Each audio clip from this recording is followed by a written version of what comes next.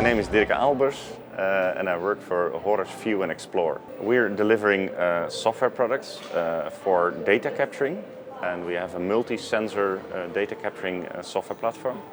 And we also delivering turnkey solutions that when clients don't have equipment like GPS or cameras, we can deliver them as well. And it's a total solution. The power of these kind of solutions, it's vision-based, video-based mobile mapping is what we call it. It means that it's an affordable system if you compare it to other kind of systems like LiDAR.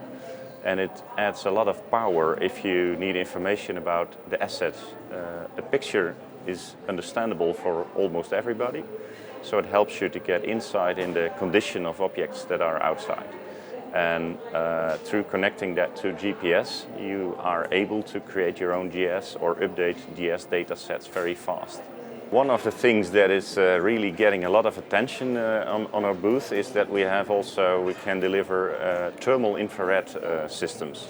So we can make a 360 view on existing systems, and you are able with thermal infrared to detect temperatures. So you can have fault detection of electricity, or in the real estate that you can see energy leakage. And that is really having a lot of interest on INTERGEO. Well, we have currently a lot of international customers all over the world.